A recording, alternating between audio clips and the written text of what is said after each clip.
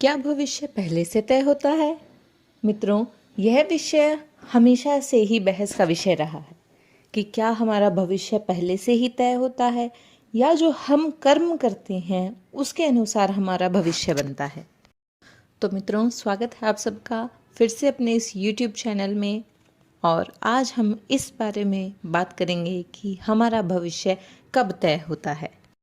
आज की वीडियो में हम यह मिलकर जानने की कोशिश करेंगे कि क्या वाकई में हमारा भाग्य पहले से तय होता है या हमारे कर्मों के अनुसार बनता है। मित्रों, आकाशवाणी हुई थी कि देवकी का 8वां पुत्र कंस की मृत्यु का कारण बनेगा और कंस को यह बात मालूम भी थी, तो उसने पूरी कोशिश की कि जो देवकी का 8वां पुत्र था वह जीवित ना रहे। तो इस प्रकार वह सभी बालकों को मारता रहा। लेकिन जैसे ही देवकी के 8वें पुत्र ने जन्म लिया, वह सिर्फ बड़ा ही नहीं हुआ बल्कि उसने कंस का वध भी किया। मित्रों, कंस के वध के बारे में कंस के जन्म से पहले ही लिखा जा चुका था। और यह सिर्फ कंस के ही नहीं, हम सबके, दुनिया में जितने प्राणी हैं सबके लिए यह चीज़ पहले ही निश्चित हो जाती है कि उसकी मृत्यु कब, किसके हाथों, किस समय और किस प्रकार होगी। मनुष्य कब जन्म लेगा, उसके साथ क्या क्या होगा और उसकी मृत्यु कब होगी, उसके साथ कैसा व्यवहार होगा, यह सब कुछ पहले से ही लिखा जा चुका है। यह विधि का विधान है जिसे चाहकर भी कोई बदल नहीं सकता। वैसे कंस के अलावा हमारी पौराणिक कथाओं में कई दूसरे लोगों के भाग्य के बारे में भी लिखा हुआ मिलता है। जैसे यह पहले से ही निर्धारित था कि भगवान राम, माता सीता और लक्ष्मण, इनको 14 वर्ष के वनवास पर जाना होगा, क्योंकि वनवास के पीछे का उद्देश्य राम के द्वारा रावण का वध था।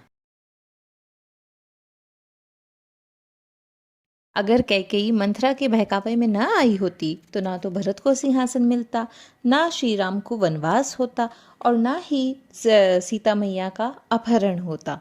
और अगर ये सब नहीं होता तो भगवान राम के हाथों रावण का वध भी नहीं होता। मित्रों, इसे आप ऐसे समझिए जैसे संसार एक नाटक के समान है जिसकी पटकथा भगवान पहले ही लिख चुके हैं। हम तो इस नाटक के सिर्फ छोटे से पात्र हैं जिनका किसी न किसी उद्देश्य से इस संसार में जन्म हुआ है। वैसे मित्रों, भविष्य को किस्मत से भी जोड़ के देखा जाता है, जो काफी हद तक सही भी है।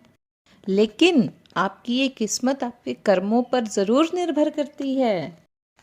वो कहावत तो आपने सुनी ही होगी कि जैसा बोओगे वैसा काटोगे। अगर आप अच्छे कर्म करते हैं तो आपके साथ भविष्य में अच्छा ही होता है, लेकिन यहीं अगर आप बुरे कर्म करते हैं तो निश्चित ही आपको उन बुरे कर्मों का फल भुगतना पड़ेगा। इसीलिए हमारे शास्त्रों में हमेशा अच्छे कर्म करने की बात कही गई है, क्योंकि ये अच्छे कर्म ही हैं जो हमें जन्म और मृत्यु के इस चक्र से बाहर निकाल सकते हैं। वरना बुरे कर्म करने वालों को तो भगवान के चरणों में भी स्थान नहीं मिलता है। यही नहीं, तुलसीदास जी ने अपनी एक चौपाई में भी लिखा है कि कर्म ही प्रधान है, जो जिस तरह के कर्म करता है उसे वैसा ही फल मिलता है। मित्रों, जब अर्जुन के हाथों कर्ण का वध हुआ था तब अर्जुन ने कहा था, माधव, मेरे हाथ कांप रहे थे तब आपने मुझे समझाया था, मैं एक सदात्मा को उसके भार से मुक्त कर रहा हूँ, लेकिन ये क्या, आपने तो मेरे मस्तक पर अपने ही ज्येष्ठ की हत्या का कलंक लगा दिया। तब श्री कृष्ण ने कहा, मनुष्य को प्रारब्ध देने वाला मैं कौन होता हूँ? मनुष्य को प्रारब्ध उसके कर्म देते हैं। बीज में स्वस्थ मीठे फल लगेंगे या बीज को सूख जाना है, इसका चयन तो बीज स्वयं करता है पार्थ। और इसके साथ ही श्री कृष्ण ने कहा, पार्थ, तुमने धर्म का साथ देना चुना और कर्ण ने अधर्म का। ऐसे में मैं क्या करता? तुमने अन्याय के विरोध स्वर उठाया और अंगराज सब जानते हुए भी मौन रहे। मैंने कई बार विकल्प चुनने के अवसर कर्ण को दिए, लेकिन उन्होंने हर बार दुर्योधन और उनकी मित्रता का चयन ही किया। ऐसे में बताओ मैं क्या करता? मित्रों, भगवत गीता के इस अध्याय से हमें यह समझ आता है कि भगवान हमें बहुत बार अच्छे कर्म करने का विकल्प देते हैं, लेकिन हम ऐसा नहीं करते, जिसके बाद हम बहुत बार अपनी बुरी किस्मत पर रोने लगते हैं। तो मित्रों, अंत में बस इतना ही कहना है कि भविष्य जरूर पहले से निर्धारित होता है, लेकिन भविष्य का लिखा जाना हमारे कर्मों पर ही निर्भर करता है। अगर हम अपने कर्म अच्छे करेंगे तो निश्चित ही हमारा भविष्य अच्छा होगा, लेकिन यदि हम अपने कर्मों में बुरे कर्म ज़्यादा रखेंगे तो अंत में हमें बुरा भविष्य ही देखना पड़ेगा। तो मित्रों, इस वीडियो में इतना ही। अब मुझे इजाज़त दें, जल्द ही मिलेंगे नई वीडियो के साथ।